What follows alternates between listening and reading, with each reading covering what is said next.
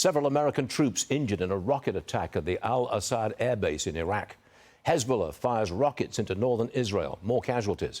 An American aircraft carrier group on station. Morgan Ortagus joining us this morning. Morgan, this is ominous. Can a wider war be avoided? No, and that wider war is already here, Stu. Yeah. I mean, it's interesting to me that the president said just less than 2 weeks ago that American troops were not engaged in war around the world under his presidency. That's just not accurate. And I keep hearing everyone fret about this wider war. I'm trying to raise the alarm and say, listen, that wider war is here. We already had 3 service members killed in Jordan by an Iranian drone. And the Iranian terror proxies throughout the region are constantly going after U.S. embassy facilities and U.S. military bases, as we saw last night. Listen, we have the Houthis, who are 1,500 miles away from Tel Aviv, within the last 2 weeks, got dangerously close to hitting the U.S. Embassy branch office in Tel Aviv, 1,500 miles away. So whether this is Shia proxies in Iraq, which targeted our base, whether it's the Houthis, Hezbollah, Hamas, who of course killed Americans on October 7th of last year, we have been engaged. The U.S. Navy has seen more action in the CENTCOM theater in the Middle East than they have seen since World War II. We are at war. The president just hasn't declared it. But at the moment, we're playing defense. Do you think it would be good policy to start playing offense, to go after the Houthis wherever they are and just take offense? Should we do that? Yes, sir. In fact, in December of 2019, in the Trump administration, we were dealing with the same thing. Very close, I think it was December 31st, very close to New Year's Day. The Shia militias, these same Shia militias that targeted our guys yesterday at our base at Al-Assad, these same Shia militias were targeting troops then. We made it very clear through Secretary of State Mike Pompeo that any attack by Iran's Shia proxies on American embassy facilities, on our military bases, that we would hold Iran directly responsible.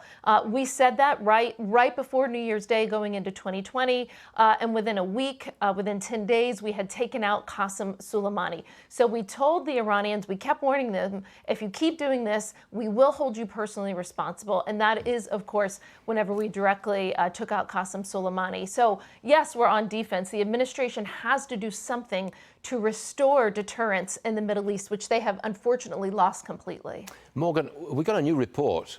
Between 2021 and 2023, the administration released into America nearly 100 migrants who were on the terror watch list.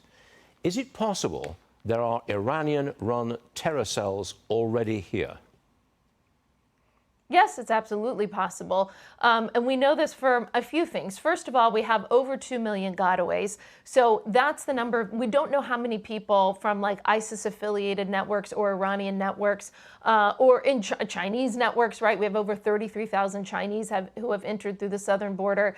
So on those 2 million plus gotaways, we don't know what terrorists are in there. So the 100 number that you cited is just the terrorists that were stupid enough to get caught by our border patrol. So there's a lot of unknowns. What we do know is that Iran, and I've been saying this on your program for years, people finally paid attention after the assassination attempt on former President Trump. But as I've said for years on your program, we know from public reporting, the U.S. government has been open about this, that the Iranian regime is actively planning to kill President Trump, Secretary of State Mike Pompeo, Brian Hook, Robert O'Brien, the former national security advisors, and others in the United States. They have made attempts on U.S. soil. So it would be impossible for there to be no Iranian proxies, yet they still are actively working on attempts to kill these former Trump officials and Biden officials, too, by the way. They were also going after General Milley. A showdown with Iran looks to be inevitable, but it will probably not take place with a Biden-Harris administration. Have I got that right?